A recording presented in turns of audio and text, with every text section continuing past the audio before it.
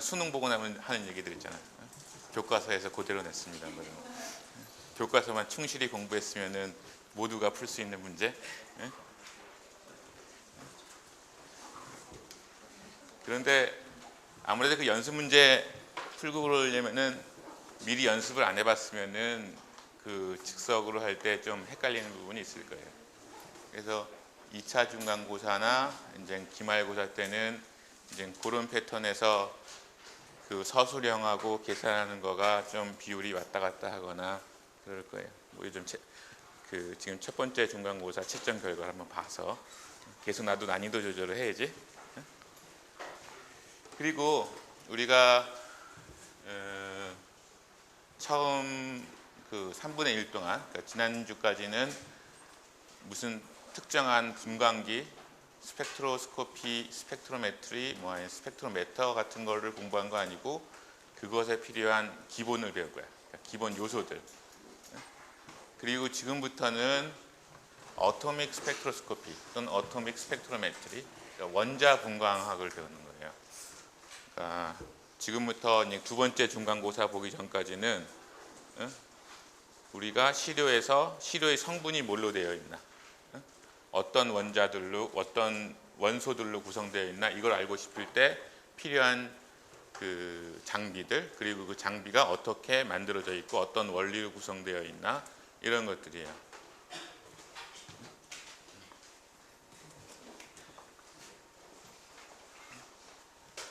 그래서 이번 챕터는 8장 Introduction to Optical Atomic Spectroscopy인데 실제로 두 번째 중간고사 보기 전까지가 이런 내용이거든요. 사실 엑스레이도 그 빛을 가지고 하는 거니까. 근데 우리가 보통 옵티칼이라고 얘기하는 거는 뭐 가시광선이나 UV, 뭐 적외선 이런 것들을 얘기하고, 엑스레이는 좀 따로 파장이 다른, 더 그러니까 짧은 쪽이니까 좀 다르게 얘기는 해요. 근데 이제 어토믹 스펙트로스코피나 스펙트로메트리인데 이거를 빛의 소스를 UV 비저블 뭐 이런 걸 쓰는지 아니면 엑스레이 쪽을 쓰는지, 그리고 이 앞에 부분이 이게 이제 업솔션이냐 에미션을 쓰느냐 아니면 플로레센스를 쓰느냐 이런 걸 가지고선 8장, 9장, 10장에서 이런 내용들이 나오고, 그 다음에 엑스레이를 이용하는 경우에는 요것하고는 조금 다른 에너지 영역을 건드리기 때문에 12장에서 따로 배워요. 그리고 사실 예전 거에는 나왔었는데 그 중간에 하나가 더 있어. 몇 장인가? 11장. 8, 9, 10하고 11장이 어토믹 매스 스펙트로메트리가 있거든요.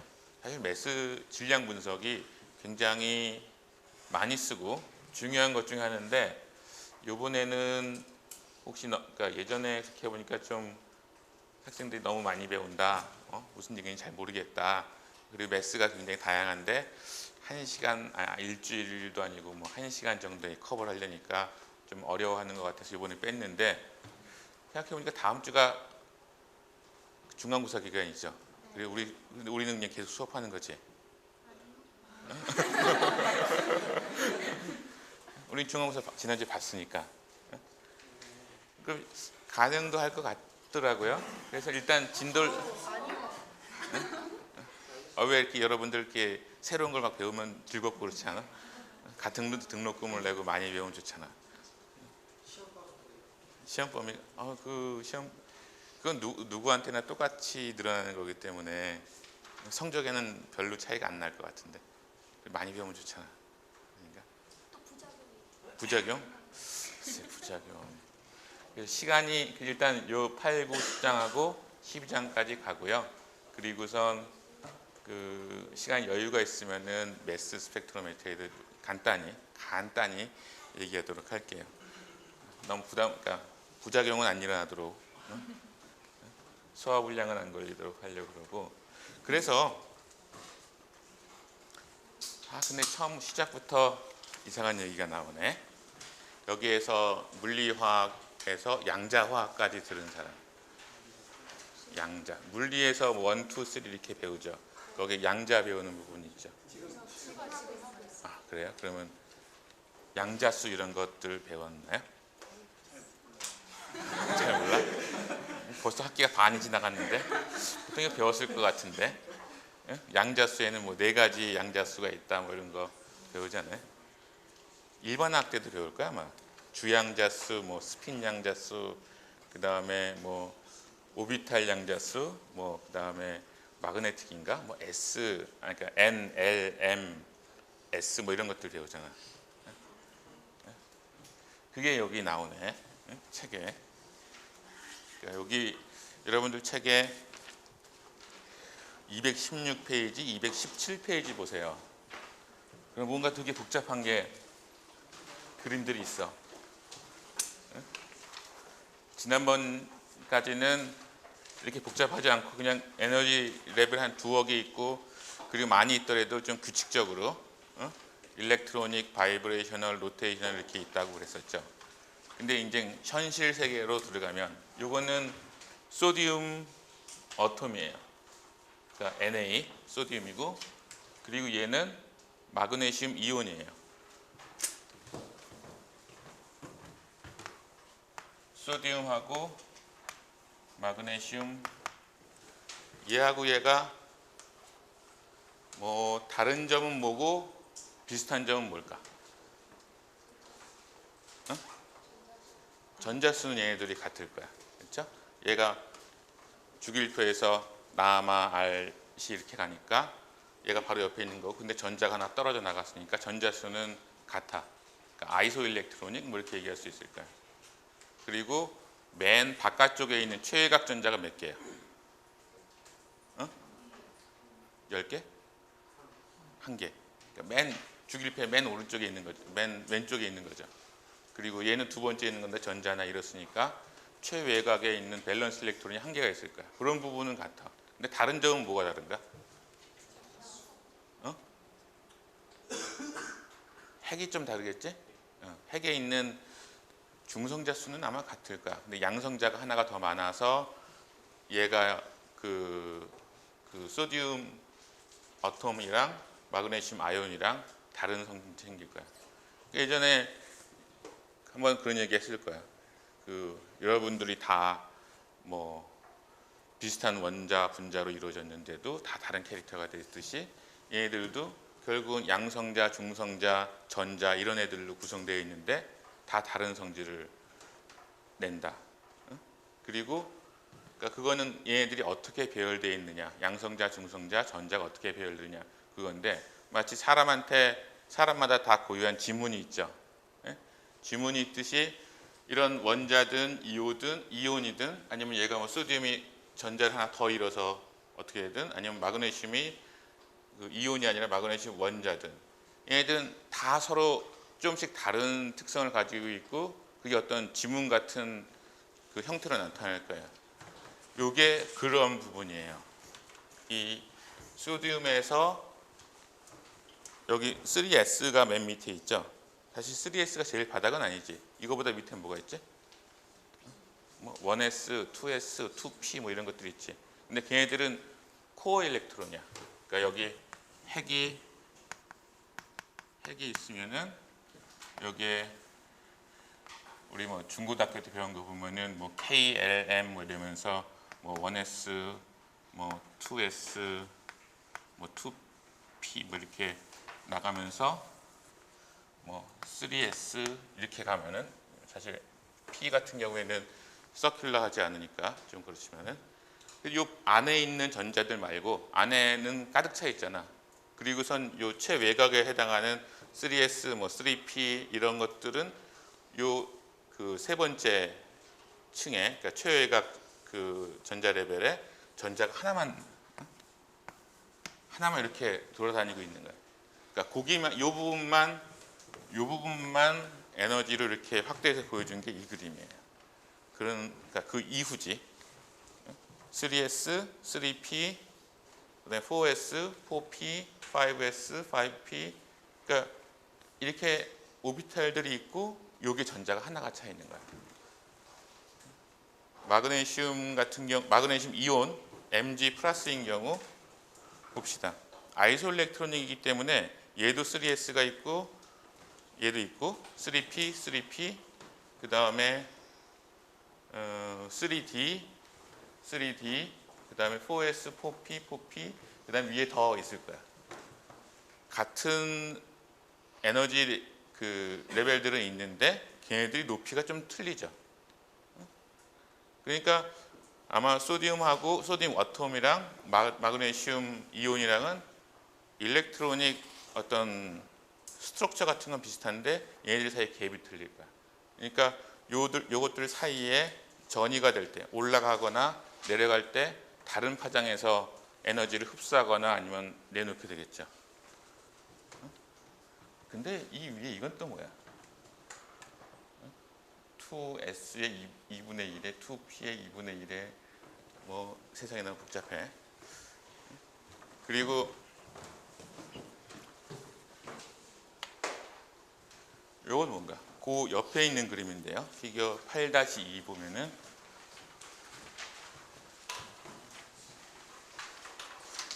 여기서 왼쪽 거는 뭐라고 나와 있어요? 아니구나. 두 개가 다 마그네슘이구나. 그렇죠? 세 개 그냥 마그네슘이라고 했죠. 이거는 마그네슘 이온이 아니라 마그네슘 어텀이에요. 마그네슘 어텀이면 뭐가 달라지지? 전자가 하나가 더 있지. 전자가 하나가 더 있으면은 아까는 뭐 처음에는 좀 복잡하다 그랬지만은 이거 보고 복잡하다 그랬지만은 그거 보고 이거 보니까 아까 게 훨씬 나아. 그렇죠? 전자가 두 개가 되면은 일단 가능한 스테이트가 이렇게 많아져요. 그리고 가능한 트랜지션도 3S에서 3P 여기 있는 걸 갈 수도 있지만은 이쪽에 있는 3P는 전혀 에너지 레벨이 다르네. 여기 있는 4P, 3D 이런 것도 다 달라지고. 그리고 여기 있는 숫자들이 그 요 두 개 레벨 사이의 에너지예요. 그러니까 파장, 옹스트롱으로. 그러니까 여기 보면은 여기하고 여기 3S랑 3P 사이가 5890 그리고 그 다음에 여기하고 여기가 5896 돼 있죠. 네? 이게 아마 첫 번째 중간고사 공부하면서 이런 숫자 많이 들어봤는데 하는 사람도 있을 거야. 589.0, 589.6 나노미터가 소디움 D 라인 뭐 이런 거거든요. 그러니까 여기서 빛이 나오면은 589 나노나 하고 589.6 나노의 그 플로레센스나 에미션이 나오는 거고 여기 뭐 819.5 그다음에 여기 568.8도 있고 뭐 이런 숫자들이 결국은 가능한 트랜지션들이에요. 그래서 여러분들이 그러니까 궁극적으로 원자나 이온들을 서로 구분하려면은 이 에너지 다이어그램에서 어떤 트랜지션에 해당하는 것들이 그 소디움 원자의 지문인지 아니면 마그네슘 이온의 지문인지 마그네슘 원자의 지문인지 그것을 구별할 수 있어야 되는데 사실 뭐 물리학에서 나오는 그 양자수 이런 거가 뭐 여기서 깊이 할 건 아닌데 그냥 그 위에 있는 숫자들 소위 텀 심볼이라고 하는데 그것에 대해서 간단히만 얘기해 주면은 숫자가 가운데 알파벳이 있고 요 위하고 아래에 숫자가 있어요. 근데 여기에 S는 아마 그냥 뭐 네 가지 양자수 중에서 스핀 양자수라고 그러고 L은 오비탈 양자수. 그러니까 오비탈이 S 오비탈이면은 0이 되고 P 오비탈이면 1이고 그래서 S, P, D, F, G 뭐 이렇게 가면서 이게 0, 1, 2, 3, 4. 그러니까 만약에 뭐 3S 오비탈이다 그러면은 요 값이 그 0에 해당하는 거고 그다음에 J 같은 경우에는 S하고 L을 합친 건데 그러니까 만약에 2분의 1하고 1이다. 그러면은 뭐 2분의 3이 된다든가 그렇게 되는 거고 그다음에 여기에 그냥 S라고 안 써 있고 2S 플러스 1이라고 써 있는 거가 여기서 보면은 스핀 멀티플리시티 얼마나 다양한 상태로 존재하는가. 그래서 예전에 내가 여러 번 이거 모르나요? 그러면서 싱글렛, 트리플렛 이런 얘기 한 적 있었죠. 그래서 내가 이거 배웠을 것 같은데라고 생각했던 부분이 여기에. 여기는 전자가 하나 있잖아요. 그렇죠? 전자가 하나 있고 그 다음에 여기는 s 오비탈인 경우만 있는 경우에는 가운데 s가 되는 거, 대문자 s가 되고 p, p, d 이렇게 가는데 전자가 하나만 있을 때 2s 플러스 1이 그러니까 전자가 그때 뭐 업으로 돼 있든가 다운으로 돼 있든가 그러니까 플러스 2분의 1이든가 마이너스 2분의 1이든가 이렇게 전자가 있는 경우는 이렇게 둘 중에 하나겠지. 그걸 보고선 만약에 이제 2s 플러스 1이라고 하면 그러니까 두 개를 잠깐만요. 2s 2분의 1 곱하기 2를 하면 1이고 그 다음에 플러스 1을 하면 2가 되는 거죠. 그리고 만약에 지우개도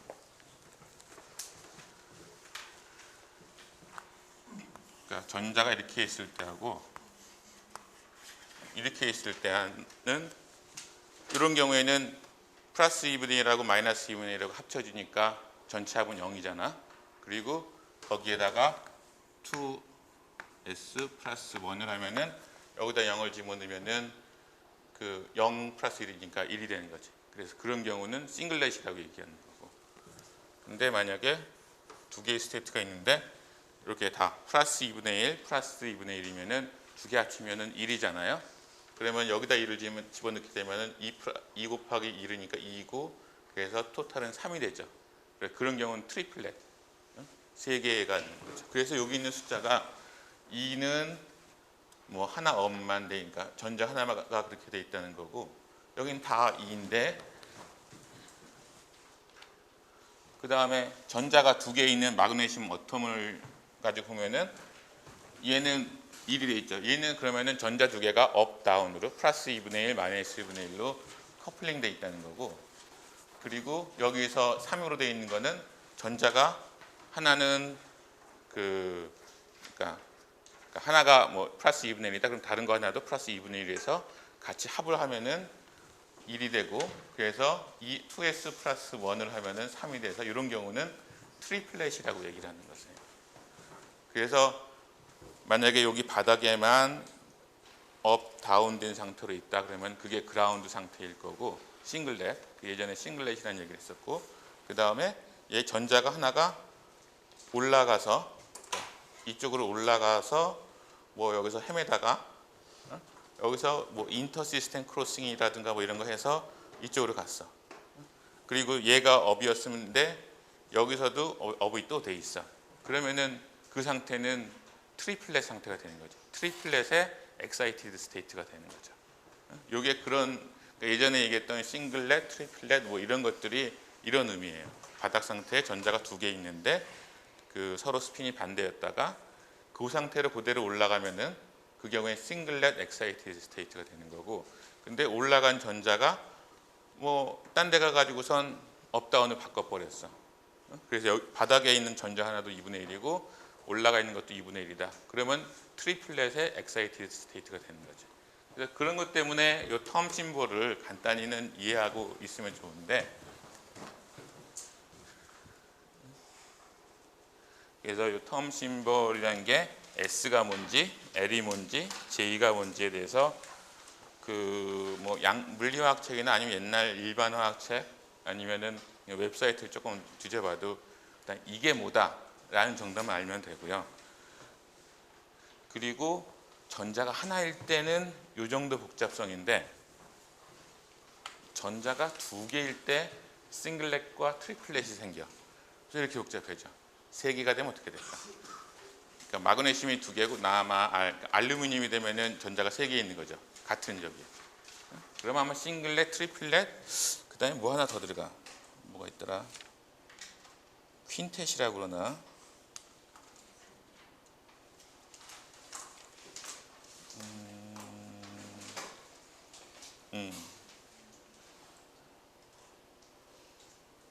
217페이지에 왼쪽에 맨 아래 정도 보면은 as the number of electrons outside the closed shell become larger, the energy level diagram become increasingly complex.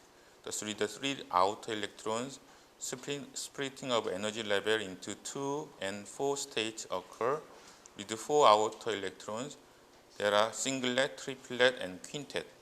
그러니까 4개의 전자, 그러니까 알루미늄 다음이면 실리콘이겠네요. 실리콘 같은 경우에는 싱글렛도 있고 트리플렛도 있고, 그러니까 싱글렛에 지금 이렇게 여러 가지가 있고 트리플렛에 이렇게 여러 가지가 있는데 여기에 퀸텟이 또 있다는 거야. 퀸텟이면은 5개겠죠? 어? 그죠? 그 무슨 뭐 바이올린 뭐 이런 거 할 때 퀸텟 뭐 이런 거 있잖아요. 5개라. 그래서 이렇게 죄송합니다. 이게 소리를 꺼놨었는데 소리가 크게 울리네. 그래서 여러분들이 이걸 뭐 외워야 될 필요는 없겠지. 근데 이제 그 전자들이 이제 다르게 채워가면서 이렇게 다양한 에너지 상태가 가능하다. 그리고 우리가 측정하는 어토믹 에미션 아니면 어토믹 업솔션 이런 걸 측정할 때는 요 사이에 트랜지션들을 찾는 거다. 그래서 어떠한 뭐 소디움이 598점 아까 숫자를 잘 못해요. 589.0에서 나왔다. 그럼 그게 3P에서 3S로 떨어진 요 에너지 트랜지션이구나. 요 정도는 찾을 수가 있어야 된다는 거죠. 만약에 이런 데이터가 있으면은. 그래서 그것이 소위 어토믹 업솔션이나 어토믹 에미션 또는 어토믹 플로레센스를 할 때 그 필요한 기본 지식일 거고, 요건 아까 얘기했던 것처럼 싱글렛 그라운드 스테이트에 있다가 그대로 올라가면은 이제 싱글렛 엑사이티가 되는 거고, 올라간 거가 저쪽 옆에 있는 트리플렛 상태로 넘어가면, 그러니까 다운이 업으로 바뀌면은 트리플렛 엑사이티드 스테이트가 되는 거죠. 이런 것들 정도 알면 되고. 그래서 실제로 스펙트럼을 찍어보면은, 그러니까 여러분들이 필요한 거는 스펙트럼이 사실 제일 단순한 케이스 가지고 지금 소디움이 제일 단순한 케이스니까 얘기를 하는 거지만은 원소가 몇 개 섞여 있다. 그러면은 굉장히 많은 소위 선 스펙트럼들이 나타날 거예요. 그럼 그거 가지고선 우리가 이게 어떤 원소가 있는지 최소한 테이블 찾아서는 알 수 있어야 되는데, 이게 그 한 예예요. 이게 여러분들 책에 몇 페이지 정도 있나? 218페이지에 있네요. 소디움의 플레임 에미션 스펙트럼이에요.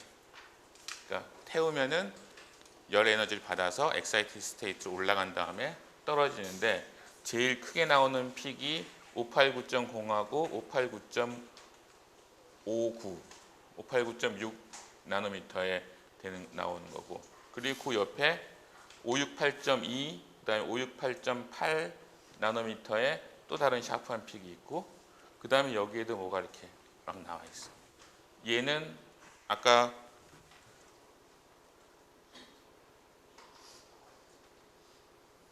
이 그림에서 어디에 해당하죠? 아까 얘기했듯이 여기하고 여기 에너지 차이가 5890하고 589.6이니까, 그리고 에미션이라고 했으니까 3P에서 3S로 떨어지는 거구나. 이렇게 픽을 어사인 할 수 있겠지. 그 나머지 하나는 어디 있어? 아까 그 앞에 있던 568.27하고 568.82. 손가락으로 말하지 말고 어디서 어디? 3P에서 그렇지. 3P에서 4D라고 하면 틀려. 이건 에미션이기 때문에.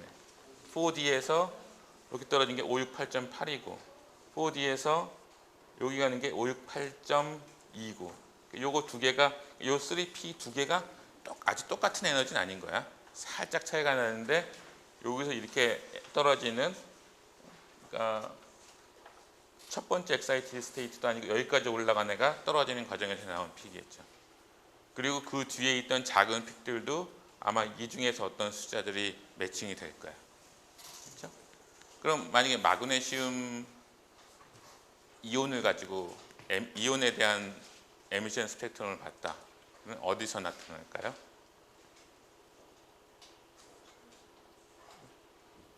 이런 것들이 나타나겠지. 279.6, 280.3. 근데 이거는 가시광선이 아니라 UV 쪽에서 나타나네. UV 쪽을 우리가 볼 수 있는 게 있어야 되겠죠. 여기서 보면 마그네슘 같은 경우에는 대부분 다 280 근방, 그 다음에 1, 2, 4면은 더 UV 쪽으로 가는 거죠. 그러니까 굉장히 낮은 에너지에서 나타나요. 그러니까 아마 소듐이랑 겹치거나 그럴 이유는 없겠죠. 근데 마그네슘 어텀이 될 경우에는 457에서 보이네요. 그렇죠? 여기 뭐 518 이런 것에서 552 이런 여러 가지 경우의 수가 있겠죠. 근데 이제 각각의 에미션 트랜지션이 얼마만큼 세게 나올지 그거는 그 다음에 생각할 문제야. 그러니까 이게 여기서 가능한 트랜지션이 있지만 얘가 굉장히 약할 수도 있잖아요. 그러니까 그런 경우도 있으니까 그건 그 이후에 고려해야 될 부분이고. 그래서 아마 지난번에 예전에 전체적으로 얘기할 때는 이런 스펙트럼이 원자분광법을 먼저 배우는 이유는 그래도 원자분광법이 어토믹 스펙트로스코피가 몰레큘러 스펙트로스코피보다는 훨씬 단순하기 때문에 그런 거죠. 아까 그런 그림이 있지만은 분자에 대해서는 그리기도 힘들 거야. 너무 촘촘하게 많이 있으니까. 바이브레이셔널, 로테이셔널까지 다 하면. 그리고 몰레큘러 스펙트로스코피하고 어토믹 스펙트로스코피하고 스펙트럼을 딱 보면 제일 큰 차이가 뭐라고 그랬지? 딱 보면서 이게 어토믹 에미션인지, 그러니까 바이브레이셔널이나 이런 것, 로테이션 이런 것들이 있고 없고에 따라서 픽의 모양이 어떻게 달라져? 복잡해지거나 아니면은 어토믹에서는 우리가 라인 스펙트라라고 얘기를 했었고, 그다음에 몰레큘러에서는 뭐 컨티뉴어스 스펙트라라고 그랬었죠. 그래서 라인 스펙트라라고 했는데 그건 다 상대적인 개념인 것 같아. 여기서 이거를 옹스트롱 단위로 5200, 5600 뭐 이렇게 해서 보니까 뭐 지금 이 상태에서는 그렇게 라인 스펙트럼 같아 보이지 않네. 요것들은 조금 샤프해 보이긴 하는데, 그래서 이런 경우에 여러분들이 그 다음에 어토믹 스펙트로스코피, 실질적으로 스펙트로스코피를 알기 위해서 알아야 하는 거가, 소위 선 스펙트럼은 아주 이상적인, 굉장히 이상적인 경우의 얘기고, 실제로는 어토믹 그 에미션이나 업소션 같은 경우에도 라인 브로드닝이 생겨요. 그러니까 픽이 브로드하게 넓어진다는 거죠. 그리고 그 원인이 여러 가지가 있는데 일단 제일 기본적인 것부터 얘기해 봅시다. 불확정성의 원리, 하이젠베르그의 뭐 불확정성의 원리 이건데, 그거는 우리가 어쩔 수 없는 거잖아. 그렇죠? 우리가 어쩔 수 없다고 옛날에 하이젠베르그나 뭐 아인슈타인 이런 아저씨들이 말했죠. 근데 이 이펙트가 얼마나 되는지는 알아야 돼. 그 다음에 도플러 이펙트는 혹시 기억나요? 도플러 이펙트도 일반화학 정도 배우는 것 같은데.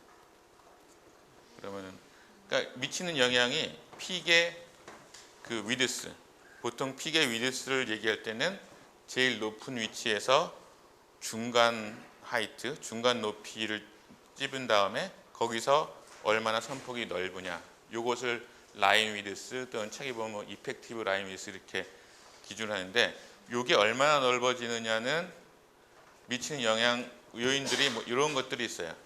그래서 이거부터 얘기할까? 요거는 뭐 자세히 얘기하는 것보다 220페이지 보면은 이그젬플 뭐 8-1이 있고 거기에서 여러 가지 얘기하는데, 뭐 거기서 불확정성 원리 때문에 픽 브로딩이 생긴다고 계산해 보는 거 있어요. 근데 내가 여러분이 기기 분석 차원에서 여러분이 알아야 될 거는, 저는 불확정성 원리 때문에 얼마나 픽이 두꺼워질까? 그걸 한번 계산해 보면 돼. 근데 그 계산 값이 그 8-1 맨 끝에 나오는데 얼마라고 나와 있어요? 한번 찾아볼래?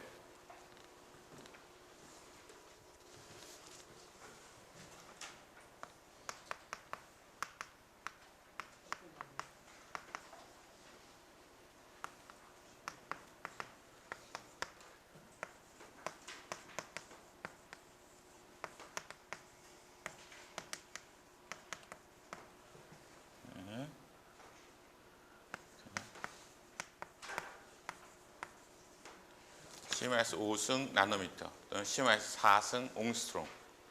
그리고 이 부분은 우리가 어떻게 줄일 수 있는 부분은 아니야. 그렇죠? 그래서 이걸 내추럴 라인 위드스라고 그래요.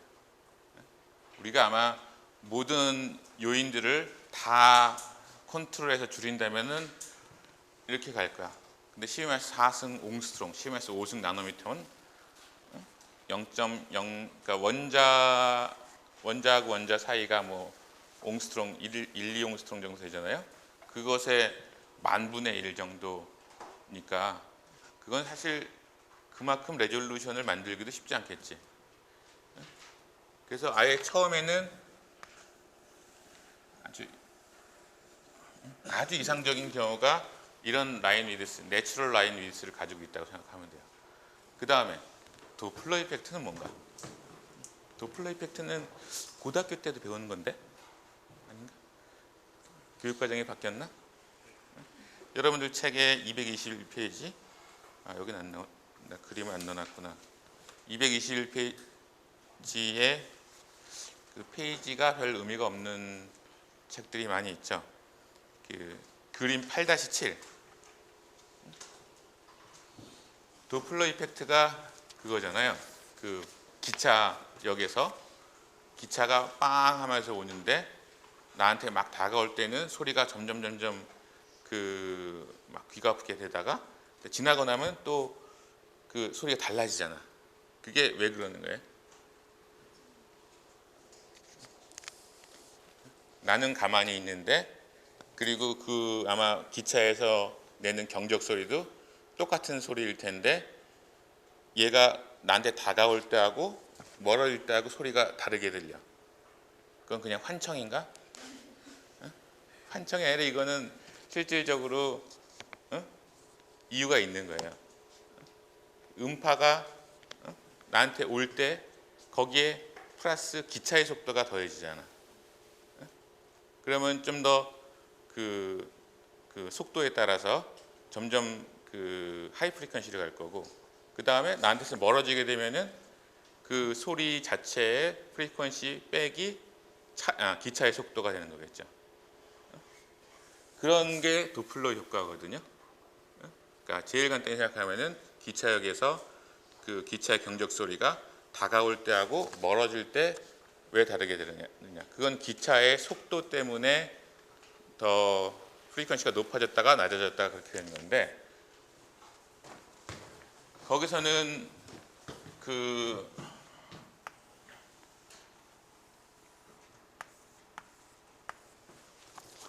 경우에는 음파니까 기차의 속도 정도로 이제 컨트롤이 가능한데, 어토믹 스펙트로스코피 원자 분광법이라는 것은 뭐 좀 이따 다시 나오겠지만은 시료를 다 태우거나 그래서 일단 원자화를 해야 돼.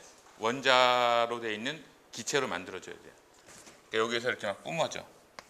시료가 원래는 액체로 있는 액체나 뭐 고체로 있는 거가 여기서 이제 여러 개의, 만약에 소듐이라고 그러면은 불꽃 안에서 원자화가 되면서 태우니까 다양한 형태의 원자들이 이 안에 있는 거예요. 그러면서 뜨거우니까 얘네들이 바닥 상태에서 여기 상태로 올라가죠. 그리고 올라간 상태에서 좀 있으면 다시 떨어지지. 떨어지면서 빛을 내잖아. 그리고 그 나오는 빛, 그러니까 여기서 방향은 뭐 모든 방향으로 빛이 나가겠지만은 우리가 디텍터 같은 경우에는 이쪽에 한쪽 방향에 놔두고선 여기서 오는 빛을 받는 거잖아. 근데 생각을 해보면은 이 안에 원자들이 되게 많은데, 원자들이 여기에서 디텍터 쪽으로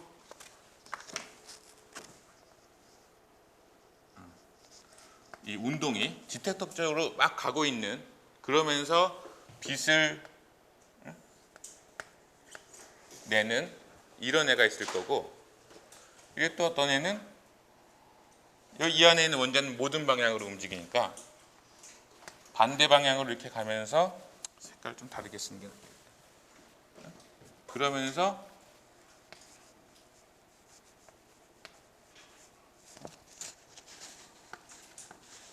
같은 파장의 빛을 내는, 쏟으면 뭐 589 나노미터의 빛을 내는데, 하나는 디텍터 쪽으로 막 달려가면서 그 빛을 내는 애가 있고, 어떤 애는 반대쪽으로 막 달려가면서 같은 파장의 빛을 내는 애가 있어요. 마치 디텍터가 우리 사람이라고 했을 때 기차가 우리 쪽으로 다가오는 애가 있고, 다가오면서 경적을 울리는 애하고, 멀리 떠나가면서 경적을 울리는 애하고 소리가 달리 들리는 것처럼, 이 디텍터 입장에서는 얘하고 얘가 조금 프리퀀시가 조금 틀려지는 거예요. 그러니까 막 다가오는 애가 만약에 여기 있다. 그럼 멀어져 가는 애는 여기 있을 거고, 그 중간에 여러 가지 속도가 있을 테니까 내추럴 라인위드스에 조금 더 더해지는 그 브로드닝이 생겨요. 이 불꽃 안에 있는 원자들이 모든 방향으로 막 달려가고 있기 때문에. 그래서 그 도플러 효과에 의해 생기는 브로드닝이 도플러 이펙트의 뭐 도플러 브로드닝 뭐 이렇게 얘기하고, 그것도 책에 아마 읽어보면은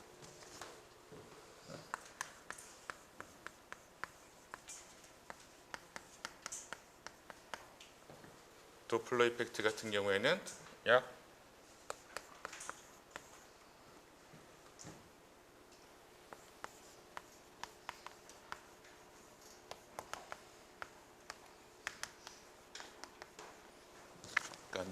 불확정성 원리 때문에 생기는 내추럴 라인 위드스의 약 한 100배, 오더 2개 정도 더 크게.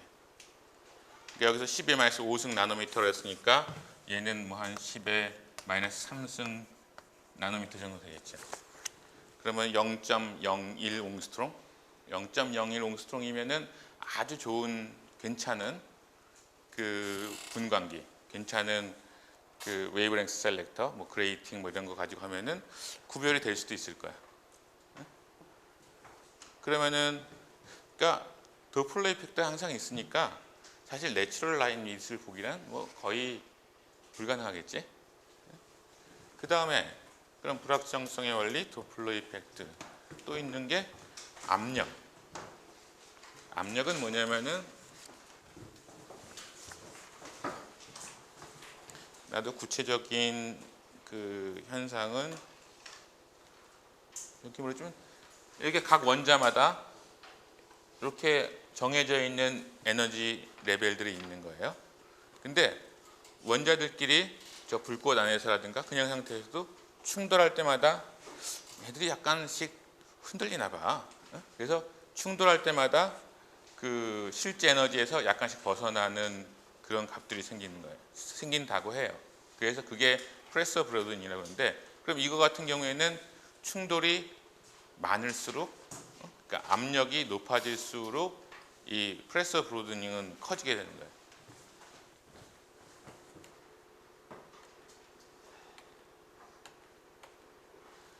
그래서 프레서 이펙터라는 거는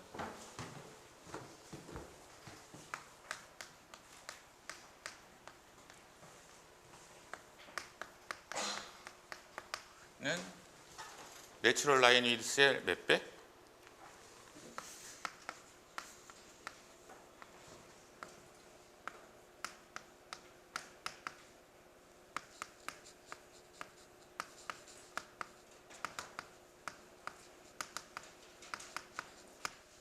그러니까 2, 3, 5도 정도 되는 거니까 100배나 1000배 정도.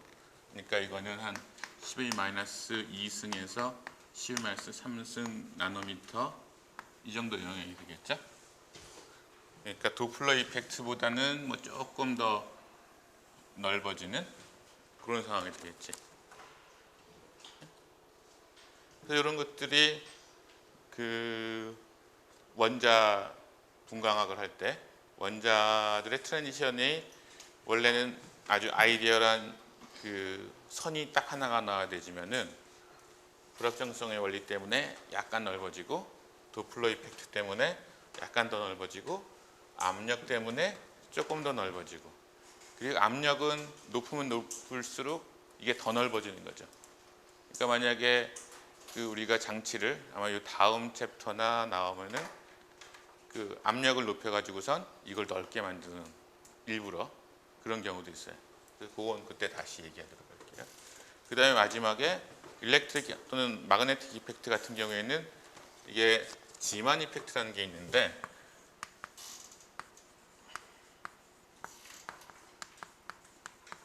이거는 이 다음 챕터에서 다시 자세히 얘기할 거예요. 어토믹 업솔루션 얘기하면서 다시 한번 얘기를 할 거예요. 그래서 원자의 에미션이나 업솔루션에 픽을 넓게 해주는 요인들이 이런 거 있다. 그리고 이런 건 그냥 상식적으로 알고 있으면 될 것 같고, 그 다음에 알아야 될 거가 온도.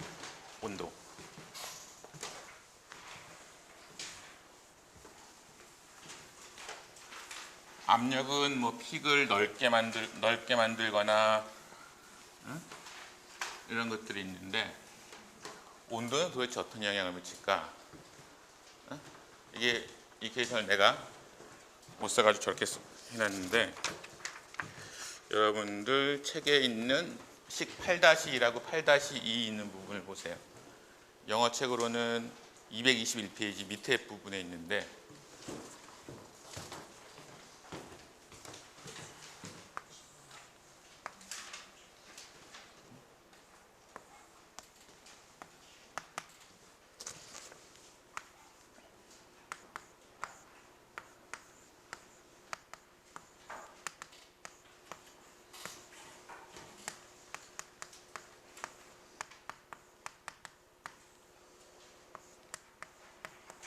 이렇게 되죠.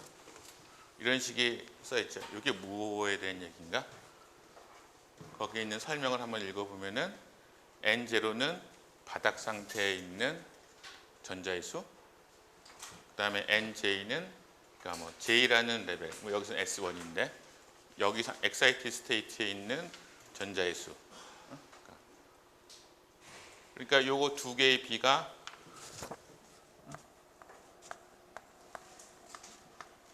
여기가 올라갔다가 다시 떨어졌다 그러니까 올라가는 거는 업솔루션, 내려가는 거는 플로레센스나 아니면은 에미션 뭐 이런 것들에 대해서 그 결정을 해주겠죠.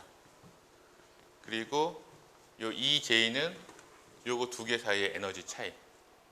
그러니까 아까 말한 것처럼 소디움 D 라인이다. 그럼 5890 옹스트롱이죠. 그럼 5890 옹스트롱에 해당하는 에너지. 그걸 계산해서 집어넣어 주면 되는 거고, 볼츠만 콘스탄트, 온도 이런 것들은 다 집어넣어 줄 수 있는 거야. G0하고 GI는 뭘까? 책에 뭐라고 나와 있어요? 번역은 그거 어떻게 했는지 궁금하네. 번역판에 어떻게 나와 있어요? GI하고 GJ하고 G0가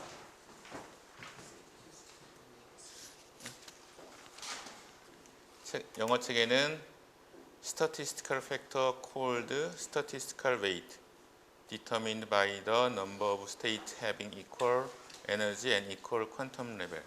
무슨 뜻이야? 좋은 뜻이야?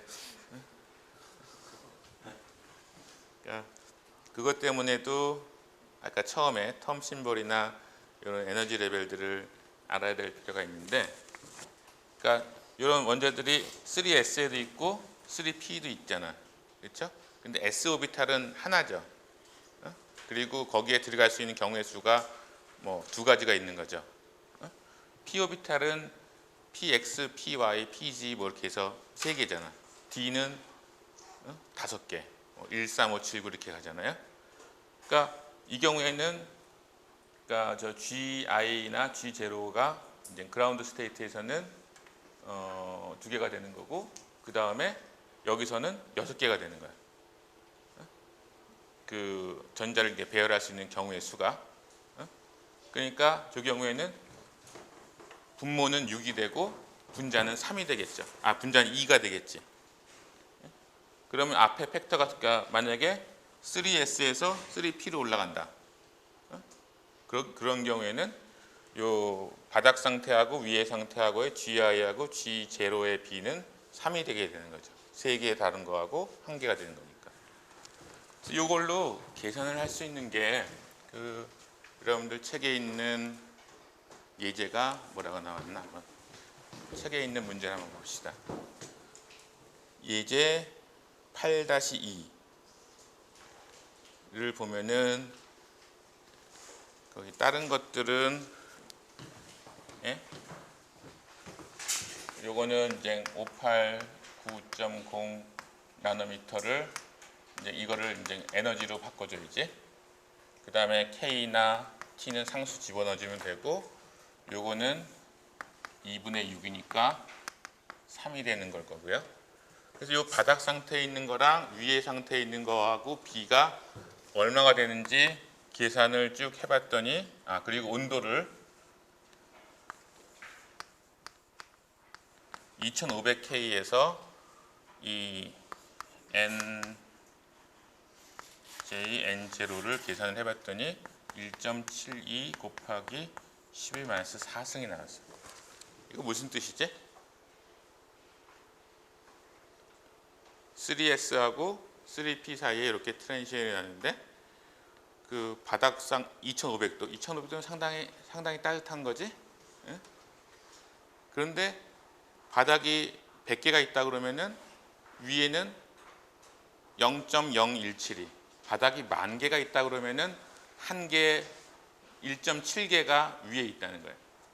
그러니까 굉장히 무시할 만큼 작은 원자가 여기 상태에 올라가는데 2500도씨까지 올린다고 하더라도 그리고 그 문제에서 보면은 10도를 더 올렸어.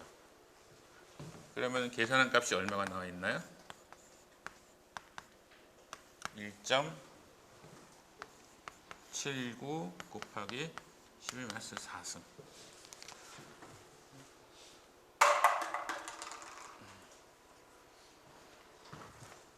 졸려온데 잠을 깨주는 소리가 됐어. 이 의미를 한번 봅시다. 뭐 계산은 여러분들이 잘 할 것 같고, 이 의미는 뭐냐면은 2500도씨일 때는 위에 올라간 게 10,000개 중에서 1.72개가 있는데 10도가 더 올라갔더니 1.79개가 있어요. 두 개 다 작은 숫자긴 하지만은 1.72하고 1.79는 0.07 차이니까 한 몇 퍼센트 차이인가? 한 4%? 4%라고 나오나? 4%라고 거기 계산돼서 나와 있다고 그러네요.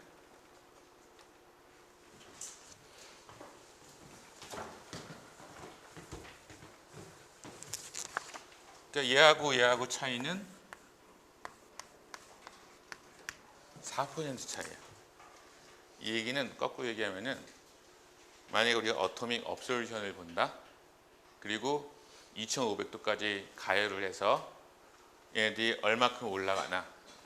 이거를 보면은 만약에 온도가 2500도에서 플러스 마이너스 10도가 왔다 갔다 한다. 2490도하고 2510도하고 왔다 갔다 한다 그러면은 플러스 마이너스 4%만큼 시그널이 왔다 갔다 하는. 그러니까 2510도가 되면은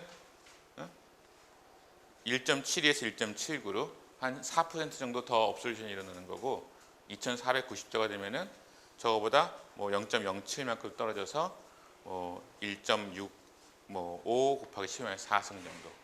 그러니까 시그널 굉장히 높은 온도에서 했는데도 온도가 살짝만 왔다 갔다 해도 에러가 커진다는 얘기죠. 4%가 플러스 마이너스로 간다면 사실 10도 변하는 거 말고 뭐 하다 보면은 불꽃의 온도를 10도로 컨트롤하기 쉽겠어요? 만약에 한 50도 정도 차이가 난다고 그래봐. 그러면 이 에러의 범위는 굉장히 커지겠죠. 그래서 여기서 얘기하는 거가 이런 온도의 영향이라는 거가 온도가 올라감에 따라서 그라운드 바닥 상태하고 여기 상태에 있는 원자의 수가 달라지는데, 업솔루션을 한다 그러면 10도만 변화한다고 해도 약 4%의 체인지를 만들어 준다는 거죠. 이 부분에다가 설명을 잠깐 헷갈리게 했네. 그러니까 그 부분을 다시 얘기할게요. 그러니까 이 부분에서 올라가 있는 원자가 1.7이고 1.79인데 그러면은 여기에서 굉장히 작은 숫자의 원자들이 올라가 있는 상태잖아요. 그러면 여기서 떨어지는 것들을 우리가 측정해야 되는 건데 에미션을 볼 때. 그런데 여기서 온도가 조금 더 올라가면은 떨어지는 거가 4%가 더 많아지고, 그리고 조금 온도가 내려가면은 떨어지는 게 4%가 줄어든다는 거죠.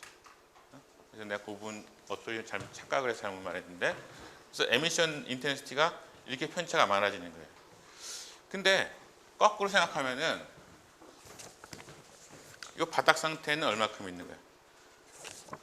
바닥 상태에는 99.9 이게 0.001인가? 99 뭐 8 뭐 이렇게 해야 되겠죠? 98인가? 그러니까 이 정도 숫자가 바닥에 있는데 얘가 그 빛을 받아서 올라가는 게 업솔션이죠. 내가 아까 약간 헷갈리게 말했네.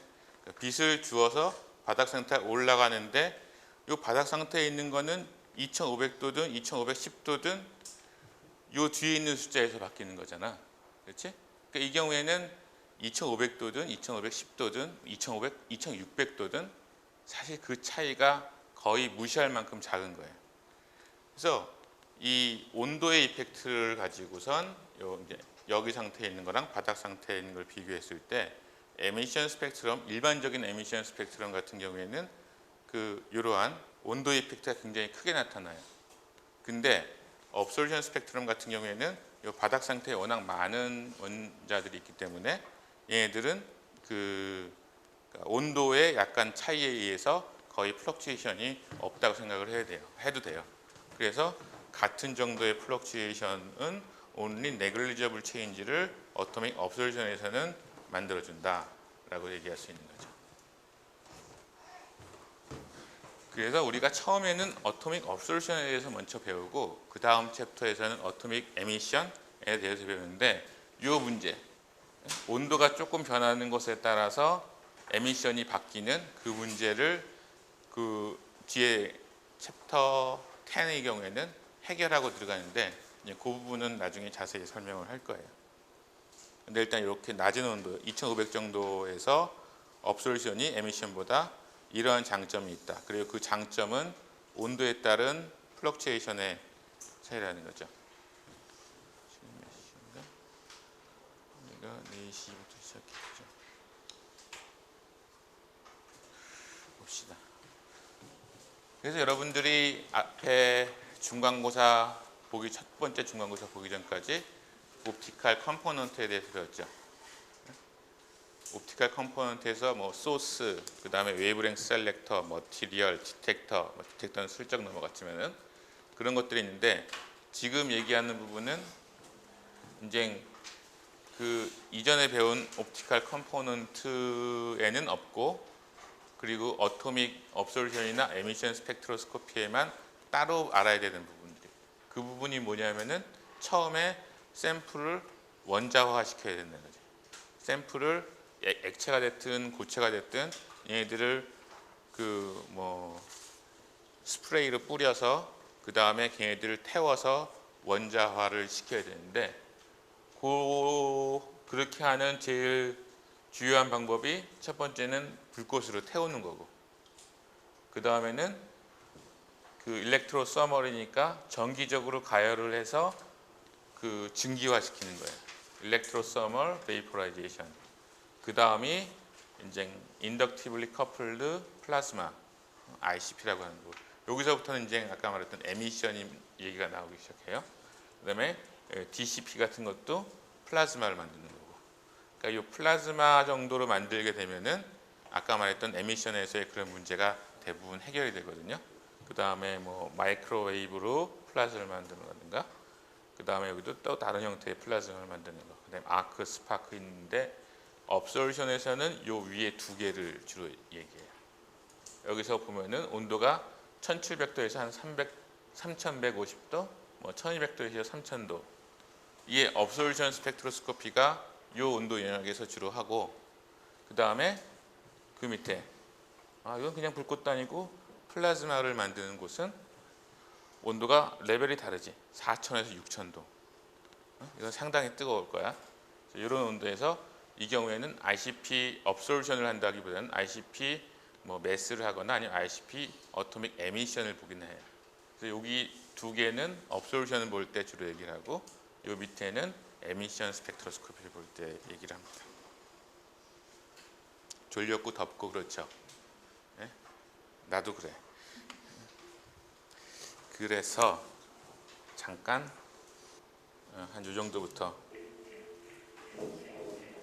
잠깐만 잘 사람들 위해서 거기 뒤에 불 좀 꺼줄래요?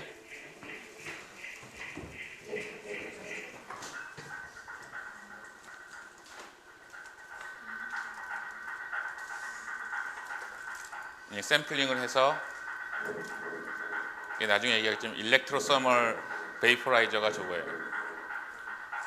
처음에 태울 때하고 색깔이 다른 색깔이 나왔지? 빛이 샘플을 통과해서 가고 있어요. 샘플을 통과해서 나온 빛이 뭘 에미션이 있겠지? 여기가 어딜까? 여기가 뭐 하는 데일까? 웨이브랭스 셀렉터. 색깔이 무지개 색깔로 나오지? 그러면은 그 다음에 빛을 우리가 선택한 빛이 지금 초록색이네. 그걸 거울을 몇 개를 다 해서 저거는 무슨 디텍터? 어레이로 하는 디텍터죠. 근데 우리가 원하는 시그널은 얘인데 다른 것도 많이 있어요. 그래서 백그라운드 프랙션을 저렇게 해준다. 그럼 제가 저 픽의 위치가 뭘까? 주기율표에서 탈륨이구나. 그리고 여러 가지 원소를 뭐 동시에 분석할 수 있다. 그래서 다시 한번 반복을.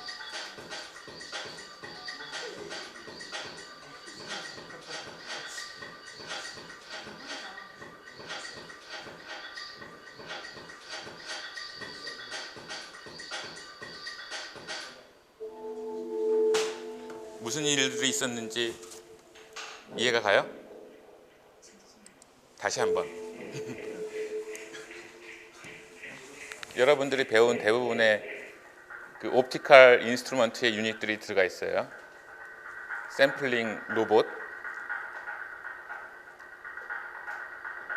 네, 여기서 전기로 태우는 거예요.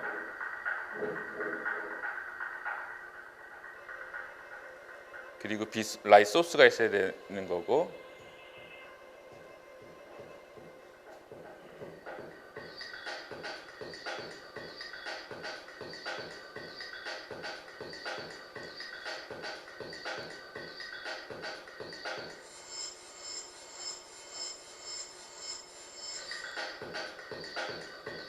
그 중에서 초록색을 선택했어.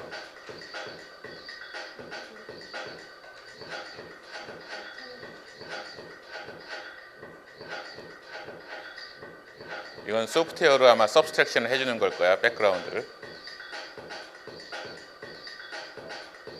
저 위치의 에너지가 탈륨의 어떤 트랜지션에 해당하는 거가 데이터베이스가 들어있겠죠.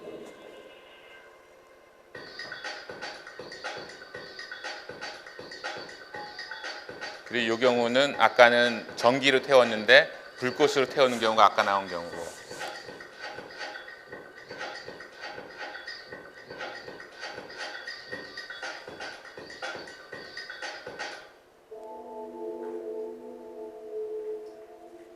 그래서 겉으로 보기에는 뭐 별거 하는 일 없는 것 같은 장비인데 안에서는 그런 일들이 일어나고 있다라는 거고.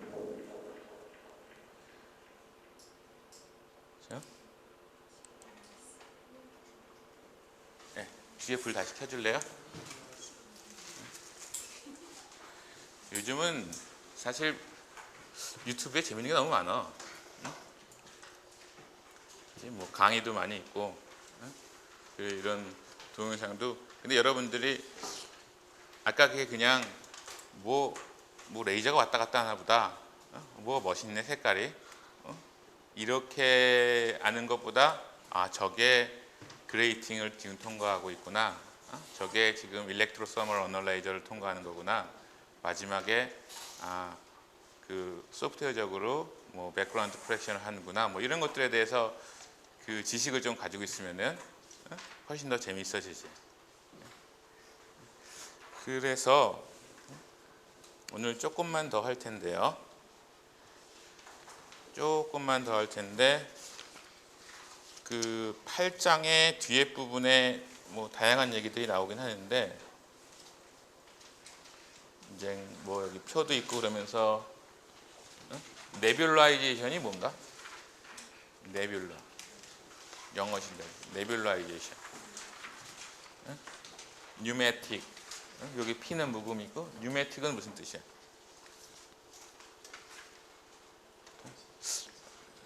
단어가 많이 딸리는 것 같은데 이건 뭐 공기압 뭐 이런 거 아니죠? 울트라소닉 그 다음에 일렉트로소멀 하이드라이브 제너레이션 뭐 이렇게 있으면서 여기 보면 네뷸라이제이션이 뭔가? 네뷸러 어디서 들어봤지? 어디서 들어본 단어야?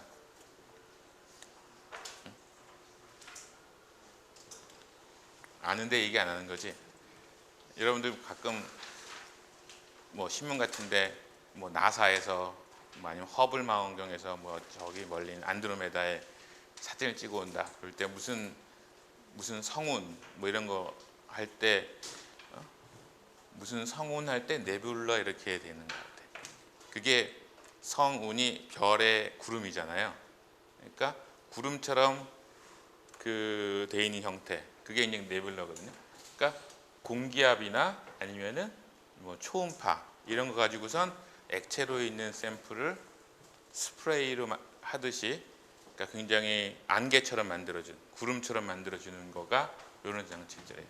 그러니까 일반적인 스펙트로메터에서는 없지. 근데 어토믹 에미션이나 어토믹 업소루션을 하려면은 액체 샘플을 구름처럼 이렇게 뿜어준 다음에 그 상태에서 원자화를 태워주든가 아니면 아까처럼 높은 온도로 그 전기로 가열해 주든가 그럴 것 같으니까 그래야 되니까 이런 솔루션 같은 경우에는 이렇게 구름처럼 만드는 게 필요하고 그 다음에 솔루션 아니고 고체인 경우에는 일렉트로소멀 베이퍼라이제이션이라는 거가 마치 흑연이라든가 그러니까 그 불꽃은 없어. 불꽃은 없고 그냥 정기적으로 굉장히 고온으로 가열을 해주는 거야. 그러면은 고체가 그냥 그 기화가 돼버려요. 그냥 그 순만 좀 남은 상태로 그게 굉장히 전기로 가열해서 베이퍼라이제이션 시키는 거고 그 다음에 뭐 하이드라이드 제너레이션 뭐 이런 등등등 여러 가지 방법이 있는데 요거는 요 다음에 어토믹 업소르션 그리고 어토믹 에미션 할 때 또 반복적으로 나와요. 그래서 그 부분은 그 구체적으로 얘기하면 되고 그래서 일반적인 케이스를 얘기하는 거가 여기 이 이제 챕터 9로 넘어가는 거야. 챕터 9의 첫 번째 그림을 보면은 좀 일반적인 얘기를 해요. 액체 시료가 있으면은 처음에는 구름으로 만들어야 돼. 안개처럼 만들어야 돼. 스프레이로. 네뷸라이제이션. 얘를 스프레이를 뿜듯이 해서 그냥 액체를 태운다고 해봐요. 불꽃에 넣는다고. 불꽃에다가 액체를 부어. 그럼 불이 꺼지겠지? 굉장히 작게 그리고 균일하게 넣어줘야 된다. 그게 어떻게 보면 그 분석 결과의 재현성에 더 큰 영향을 미칠 수 있을 거예요. 그 다음에 디솔베이션은 여기에 있는 물 분자 같은 것들, 솔벤트를 날려버리는 거고, 그 다음에 그 진짜 이제 뭐 어떤 분자들의 덩어리가 아니라 그 분자의 기체가 되는 거고, 그 다음에 그것이 원자화가 다시 되는 거고, 이런 여러 단계를 거쳐서 소위 원자가 되고 또는 이온이 돼서 각각에 대해서 아까처럼 빛을 쬐어주게 되면은 엑사이테이션이 돼서 업솔션이 일어나거나 그 다음에 그러니까 각각 형태에서 에미션들이 여기 나오게 되는 거죠. 아이오닉 에미션, 그다음에 어토믹 에미션, 그다음에 몰레큘러 에미션들이 있는 거죠. 그러니까 이 뒤에 부분은 어떻게 보면은 이전에 배웠던 옵티컬 인스트루먼트, 옵티컬 컴포넌트에 나오는 부분들이 조금 특화되는 경우인데 이 앞에 거는 없잖아. 그렇죠? 어떻게 스프레이를 하는가, 어떻게 솔벤트를 날리고 어떻게 분자로 만들어서 어떻게 또 어텀으로 만들어서 얘들을 엑사이테이션 시키느냐, 이런 부분이 어토믹 업소루션, 어토믹 플로레센스 또는 어토믹 에미션에서 좀 독특한 부분이고, 뭐 다음 시간에 자세한 것들은 얘기할 텐데, 또 얘기 나온 게 태우는 거야. 어떻게 태우나? 아까 얘기했던 것은 정기적으로 태우는 것도 있지만은 그건 어떻게 보면 좀 액세서리 같은 좀 옵션이고, 일반적으로는 태워요. 내추럴 가스, 천연 가스지. 여러분 뭐 버스에도 천연 가스로 뭐 한다는 거, 그리고 하이드로젠, 수소로 태우는 거. 근데 연료가 되는 뭐 천연 가스든 수소든 아니면 아세틸렌이든 연료가 되는 실제로 타는 부분도 중요하지만은 그것을 산화시키는 가스가 뭘로 들어가냐에 따라서도 이 불꽃의 성능은 굉장히 틀려져요. 공기 중에는 산소가 몇 퍼센트? 20% 정도 있죠.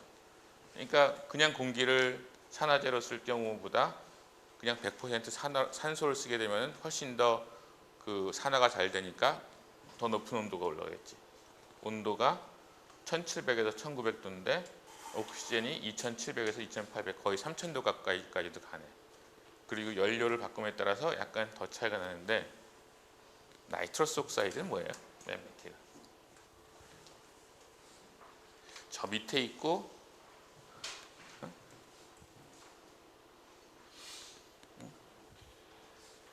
예전에 몇 년 전인가? 하여튼 몇 년 전인가 기계분석할 때 나이트러스 옥사이드 하니까 어떤 친구가 카트라이더 그러던데. 그러니까 훨씬 더 산소보다도 좋은 산화제인 것 같아요. 아마 자동차에도 그거를 옥시던트를 쓰면은 그 파워가 훨씬 빡 증가하나 봐. 그런 옵션이 있나 봐요. 그래서 결국은 퓨얼을 어떻게 쓰느냐, 옥시던트를 어떻게 쓰느냐에 따라서 온도도 바뀌고, 이런 건 우리가 그러니까 이런 테이블이 있다, 이런 조건들이 있다 하고 나중에 찾았으면 되는 것들이죠. 그 다음에 이 부분까지만 할까요? 오늘은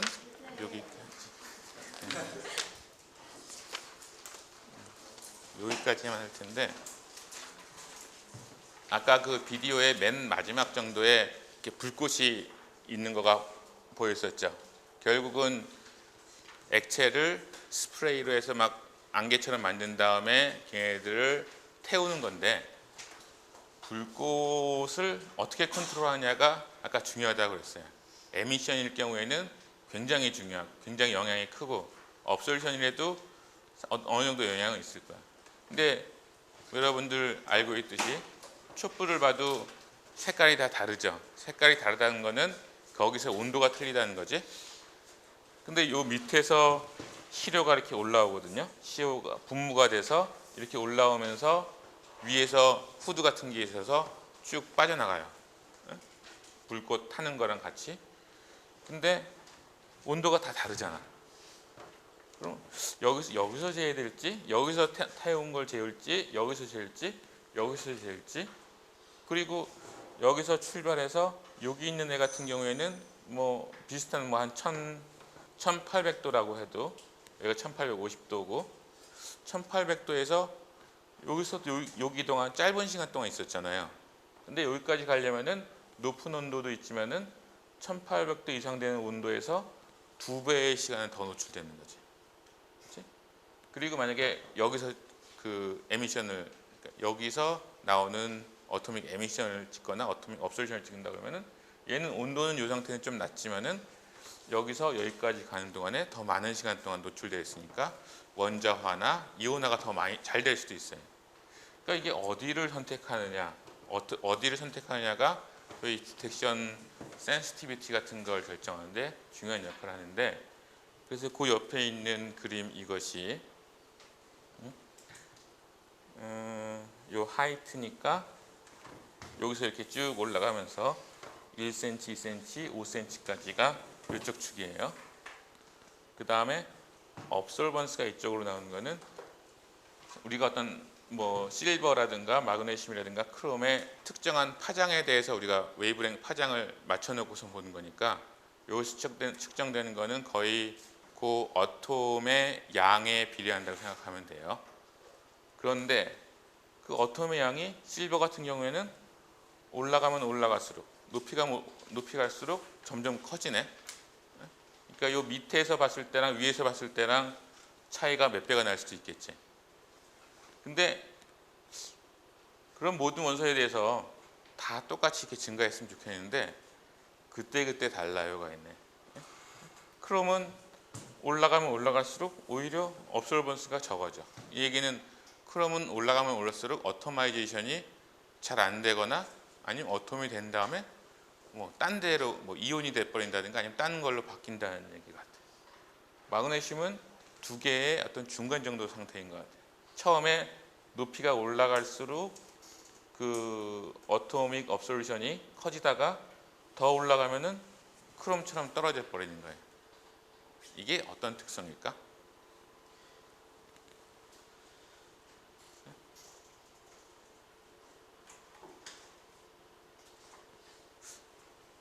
실버하고 크롬하고 다 중금속이긴 한데 어떻게 다른가?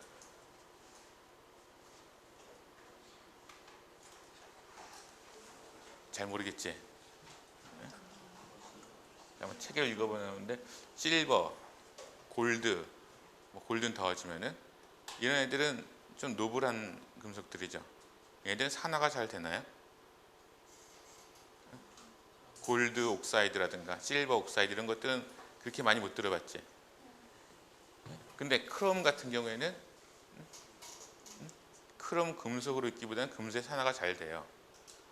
그래서 산화가 잘 되는 금속 같은 경우에는 위로 이게 결국은 산화제랑 같이 태우는 거니까 온도 높은 상태에서 어톰이 되고 그 주변에 산소가 많으면은 산화물이 생성되는 것 같아요. 그러니까 크롬 같은 경우에는 올라가면 올라갈수록 크롬 원자에서 뭐 크롬 옥사이드 같은 옥사이드 화합물이 많이 생겨서 뭐 오키데이션 커스 디크리즈 인 어토믹 업솔번스.